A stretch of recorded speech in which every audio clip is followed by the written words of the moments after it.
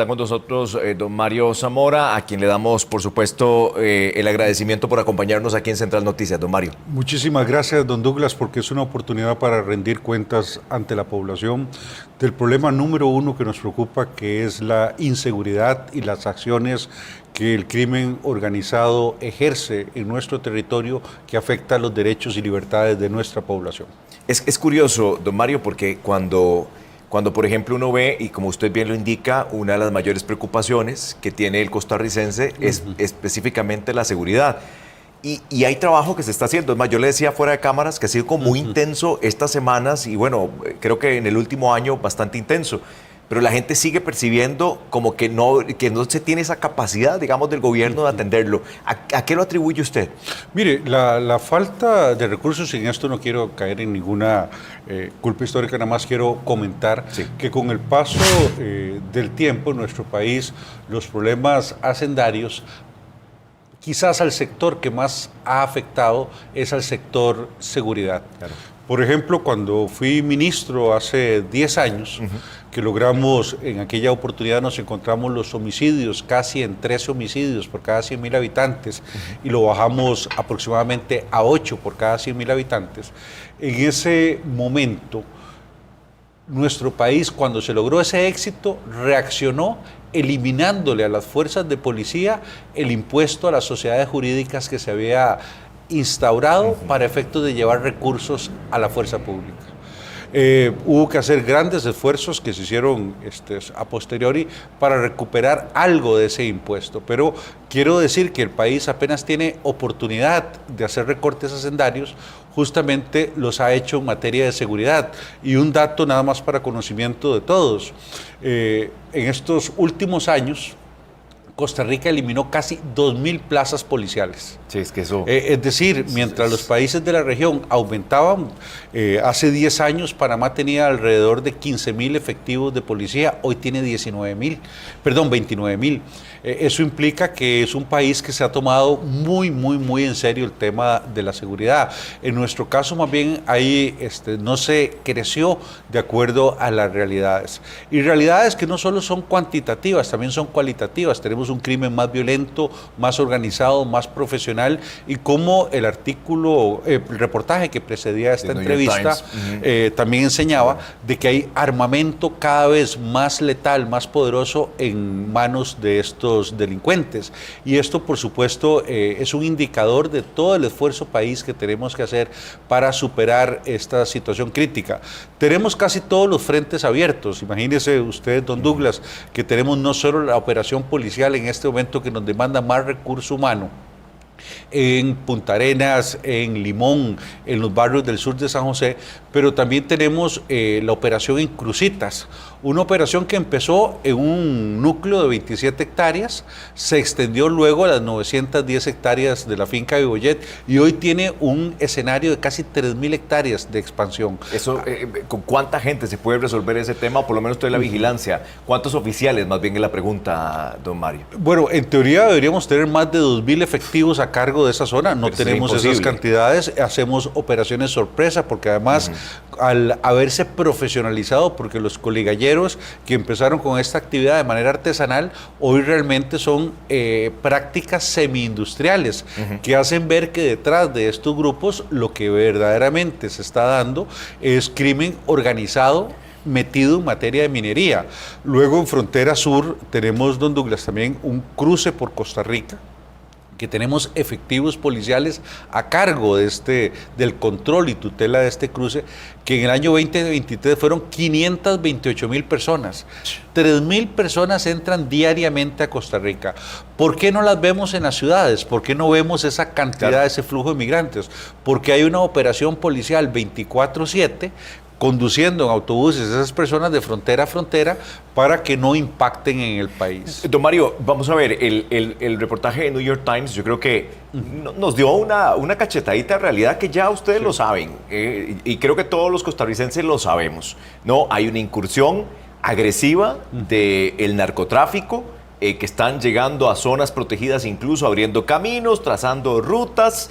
Es decir, eso no es una sorpresa. Pero ciertamente, ¿cómo pretende atacar un tema tan profundo como el del narcotráfico, entendiendo que la seguridad es de todos, es decir, es la fuerza pública, es el Ministerio de Seguridad, es Poder Judicial, un trabajo en conjunto importante. ¿Cómo tener la tranquilidad como costarricenses de que esos golpes van a seguir dándose de manera profunda y desarticulando esta gran cantidad de bandas criminales que operan en Costa Rica? Lo primero, don Douglas, es entender que no es un fenómeno local. Claro. No es algo que se produce en Costa Rica y que pervive en nuestras fronteras de manera exclusiva.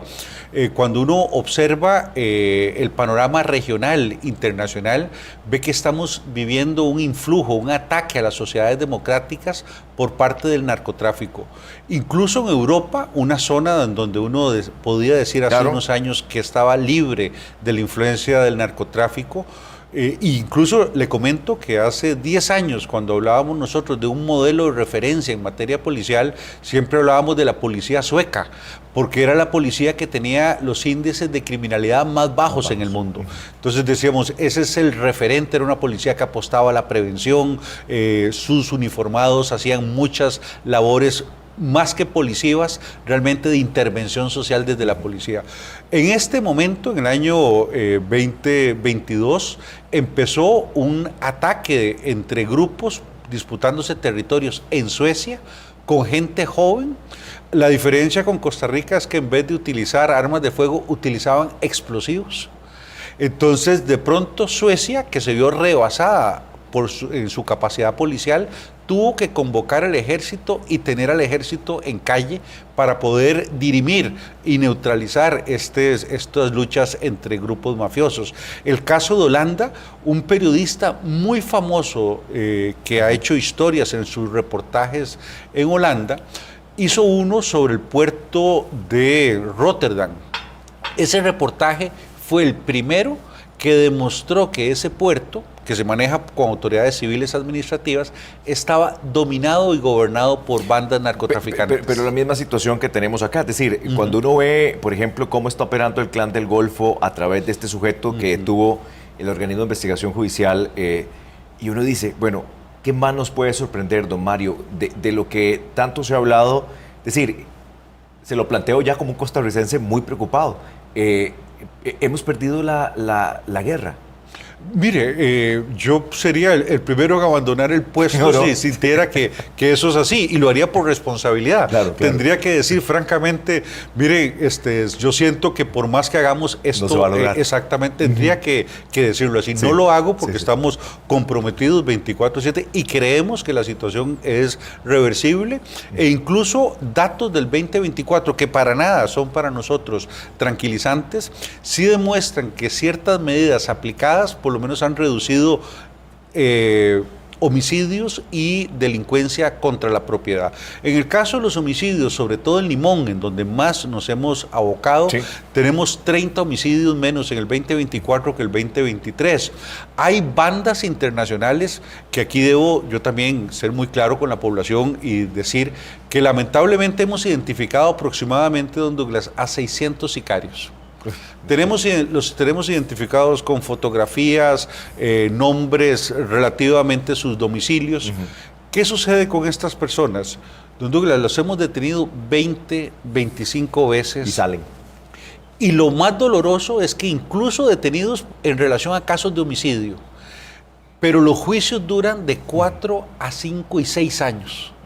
Es decir, la sociedad tiene que esperar esta lentitud en el sentenciamiento y durante 5 años ese sicario seguirá operando.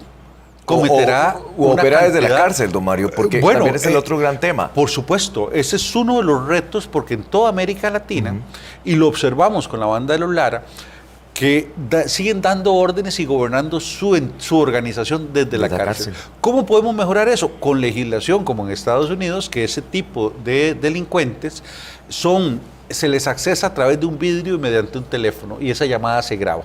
Sí, es que, vea, Mario, el gran tema, y yo siempre lo digo porque es que es diferente cuando uno le cuentan el cuento, ¿no? Y cuando uno llega a ver realmente qué es lo que ha pasado, por ejemplo, en países como El Salvador, con esta megacárcel. Y de nuevo, no es que tengamos una obsesión por tener una megacárcel, pero es que el aislamiento es completo, Mario. Ahí, desde que usted entra a la cárcel, tienen un escáner ahí, rayos infrarrojos, yo no sé, desde el pelo de la cabeza hasta la uña del pie, ahí no hay poder humano que logre meter ni armas ni drogas. Estaba viendo ahora un video de justicia que envía siempre el equipo de Don Gerald, del ministro de Justicia, droga en una tenis. Sí. Y pasan como si nada. Entonces también el costarricense yo creo que llega a un punto de frustrarse, uno, por lo que usted menciona, salen libres. Segundo, operan desde la cárcel, cuando uno debería pensar que nuestro sistema carcelario debería ser bien restrictivo. Hacen lo que les da la gana, don Mario. Es que ahí el tema es de naturaleza estratégica.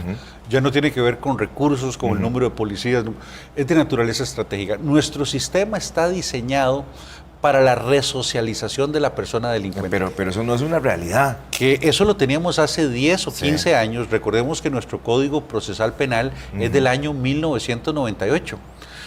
En ese momento la filosofía que aplicaba Costa Rica a través de su sistema penal es la que seguimos aplicando hoy en día. Pero ¿cómo lo cambia uno sin tampoco decir es que los derechos humanos, que uno lo entiende, porque yo creo que somos un país respetuoso de los derechos humanos? Pero cuando usted tiene a alguien que usted ya sabe, pero es que ni un milagro del Señor podría hacer que una persona, un criminal de esa naturaleza, pueda cambiar o se pueda reinsertar a la sociedad. Permítame en eso hacer un comentario, don Douglas. El derecho humano más preciado y más importante de todos es el derecho a la vida. Pero incluso, fíjese que nuestro ordenamiento penal permite que usted en defensa propia pueda lesionar ese derecho y no ir a la cárcel. Es decir, la legislación siempre se adapta a las realidades. Esto que suena muy inteligente, si fuera, recordemos que antes de eso era la ley del talión, ojo por ojo, diente por diente. Y aunque usted se defendiera de alguien, usted mató a alguien, entonces tiene que pagar con su vida. Bueno, nuestros sistemas se han racionalizado. En este caso, tenemos que seguirlo racionalizando y ponerlo a tono con las actuales circunstancias. La criminología nos dice que en el caso de los muchachos jóvenes sicarios, las penas deben ser de larga duración porque el proceso de desactivación criminal de ese sujeto debe prolongarse por largo tiempo. Pero esa es una discusión que tenía también con don Randall Zúñiga la semana anterior. Y entonces me decía, vea Douglas, todas las leyes que han procurado aumentar las penas, don Mario, no necesariamente significa o tiene un impacto en la reducción del crimen. O sea, estamos como, ¿verdad?, dándole a las leyes y los diputados y la presión sobre los diputados, aumentando las penas, pero realmente no se ha visto, digamos, una baja considerable. ¿Cuál es su criterio? Pero en el caso de la sociedad y de la víctima, es a quien hay que preguntarles. Porque no solo se hace por prevención general, para evitar que otros sujetos vuelvan a reiterar esa conducta, es para alejar a ese sujeto de la sociedad de acuerdo, hasta que no esté en condiciones de retornar de manera saludable.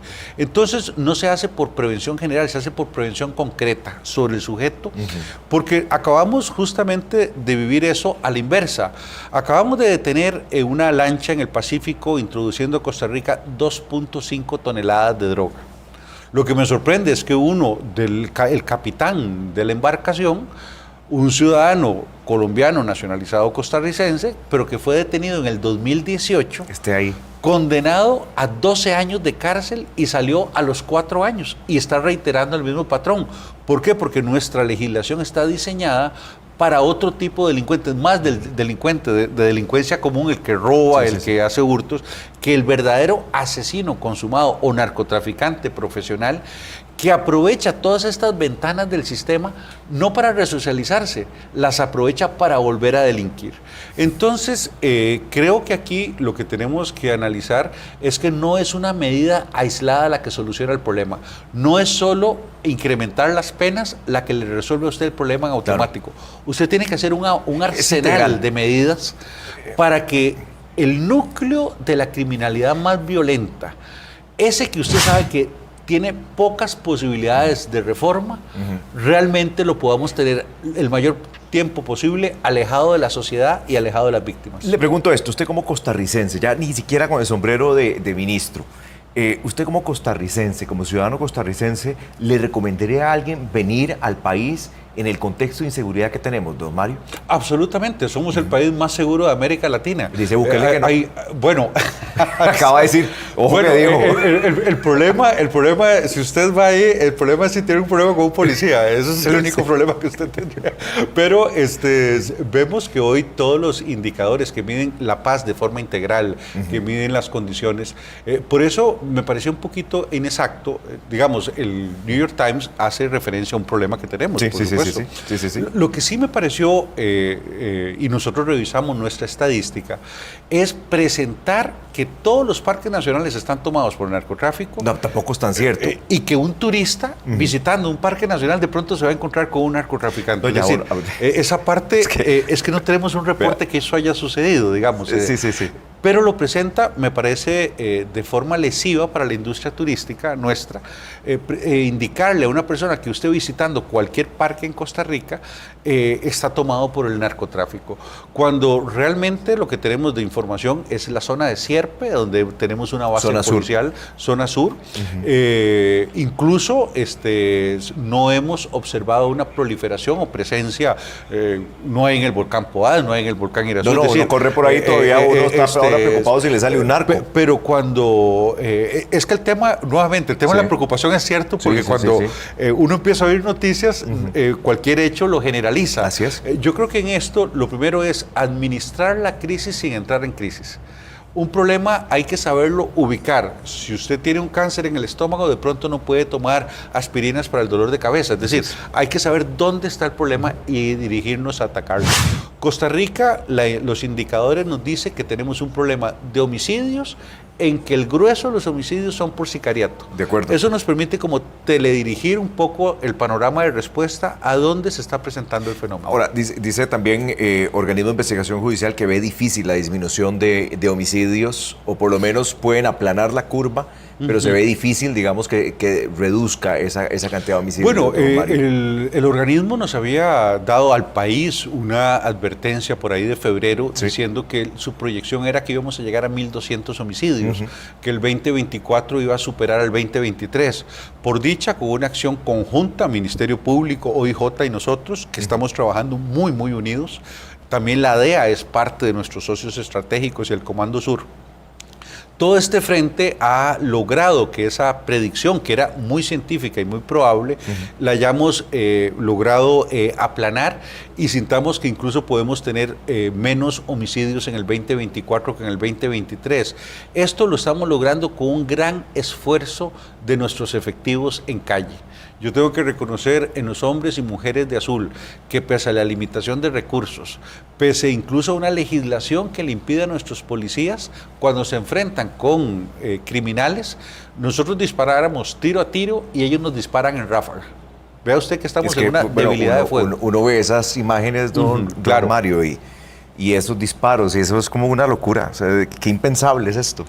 Pero se trata de enfrentarlo, encararlo como se está haciendo en este momento. Estoy de acuerdo. ¿Qué pasa con nuestros efectivos? Cuando hemos detenido a una persona 20 veces, a la misma persona 20 veces, que usted ya lo conoce y que usted sabe que ese ritual de cumplimiento del ordenamiento jurídico, y usted oye a la víctima, a cada una de estas 20 veces hay una víctima distinta. Hay un hecho diferente. Entonces, de pronto hemos hecho una labor también de reparación psicológica en nuestra gente, diciendo, somos profesionales y lo vamos a seguir haciendo las veces que sea necesario, aunque el sistema legal no nos ampare, finalmente logrando el objetivo que esperamos, que es sacar a esa persona de la calle y tenerlo ojalá en la cárcel como la justicia obligaría. Comentarios, y quiero preguntarle, hacerle una última pregunta. Dice aquí Jorge Alonso Ávila, gracias a toda la gente que está compartiendo la información. Dice, bendiciones a la Fuerza Sur, hombres y mujeres, OIJ y la DEA. Dice Francisco Guzmán, yo vivo en Costa Rica y tengo que pagar escolta y tengo que vivir en Costa Rica por los negocios, pero este país pata para arriba, dice don Francisco Guzmán. Dice por acá también, por ejemplo, Vivian Madrigal, los diputados de todas las legislaturas anteriores son responsables. Gracias, dice Yendri Herrera, gracias ministro, se sabe el esfuerzo que hacen todos en seguridad. Dice Vivian, pésima legislación y ni qué hablar del Poder Judicial. Quienes diseñaron estas leyes los podrían mencionar, yo no lo sé y por eso pregunto, dice Mauricio, no, si nos pusiéramos a ver quién hizo las leyes, no terminaríamos aquí en la vida. Pregunta puntual, ministro. ¿A qué otros temas nos estamos enfrentando de todos estos operativos que ustedes están haciendo? ¿Qué otras situaciones de riesgo ustedes están viendo? ¿Qué tipo de detenidos?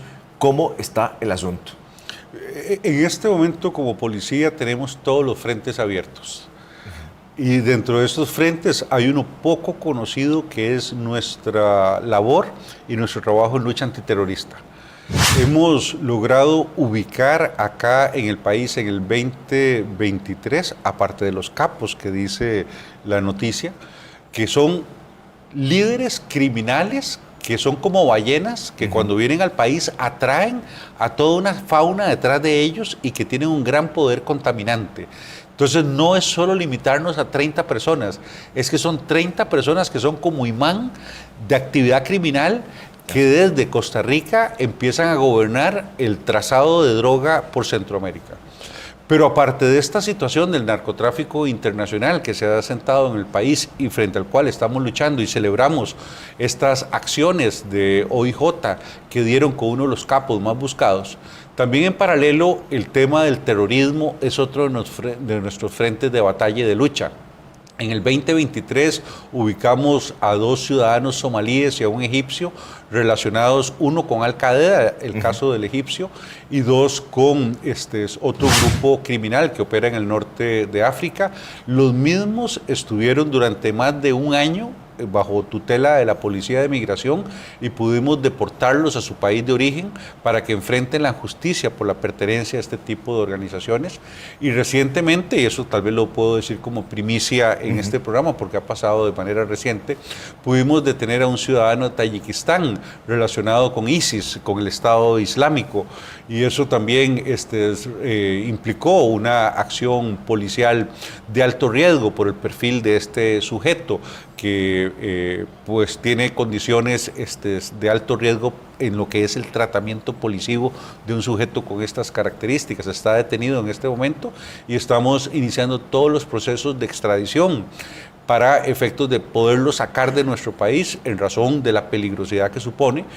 Acabamos de detener también hace muy poco tiempo por parte de Policía de Migración a un sujeto apellido Michael Villegas, que había cometido un asesinato político contra un opositor del régimen venezolano en Chile, que se había evadido de Chile, pasó por todos los países de Sudamérica y hasta llegar a Costa Rica fue que fue detenido por acción de nuestra propia policía, lo cual refleja un punto alto de la acción policial costarricense. Entonces, ese es un frente internacional de lucha, don Douglas, que estamos teniendo de forma muy activa, que también es un factor que el país demanda de nuestras policías, la protección frente a este tipo de amenazas. Nada más para reiterar entonces, se detiene en Costa Rica a un miembro de esta agrupación terrorista, porque hay que decirlo así, don Mario, es una organización terrorista, ISIS, muy conocida, se detuvo en la zona norte. Se detuvo en la zona norte, aquí debemos decir que es una operación también de inteligencia internacional. Tenemos contrapartes que incluso nos han llegado a felicitar por la acción valiente de la policía costarricense de identificar, detener y tener ahora bajo custodia a un sujeto con esas características. Pero eso lo que refleja es la cantidad de diferentes frentes ante los cuales estamos trabajando: minería, flujos migratorios masivos, casos de terrorismo, narcotráfico, sicariato. Entonces creo que tenemos que indicar que la policía hoy está reactiva ante todos estos frentes de trabajo, generando custodia y protección a nuestro país. Don Mario, pues agradecerle, ¿verdad? Se nos queda corto el tiempo, pero lo tengo que invitar porque vamos a estrenar un programa que se llama El Octavo Mandamiento a las 9. Pero bueno, vamos a hacer ahí el esfuerzo 9 de la noche, pues, pero no, de verdad, invitado. Cuenta conmigo porque primero, esta parte de mi cargo no es solo operativo, no es solo con los colegas de Azul, también creo que en un momento como este el país demanda saber qué están haciendo las autoridades en esta materia, y parte de mi deber es informar lo que nuestros colegas hacen y pues estar siempre también enviándole un saludo a nuestra fuerza pública desde cada instancia en la que me ubico, porque porque hombres y mujeres todos los días sacrifican su vida, su integridad física para llevarnos seguridad a nosotros. Y termino con una anécdota, don Douglas. Hace 10 años, cuando yo era ministro de Seguridad, siempre cada 7 de noviembre que celebrábamos el Día de la Fuerza Pública, también reconocíamos a nuestros policías que habían sufrido lesiones en el ejercicio de su trabajo. Siempre era un número 2, 3, 4 policías, eso era lo usual. Este recién 7 de noviembre del año 2023, estoy yo en el acto y cuando veo que se forma una fila de más de 25 personas, y esos eran nuestros lesionados del año 2023, policías con balazos en la cara, problemas de movilidad. Esto refleja que es un trabajo duro y que se está haciendo de forma dura para proteger a nuestra gente. Por eso lo mejor que podemos hacer como costarricenses es cada vez que vemos a un policía decirle gracias por cuidarnos, y eso es un gran valor para nuestra gente. Y respetarlos, porque yo insisto mucho en eso. Hemos perdido el respeto a la autoridad. Muy cierto. Hay una generalización y eso es terrible porque así no somos los ticos. Exactamente. ¿Verdad? Don Mario, de verdad, de nuevo, muchas gracias por acompañarnos.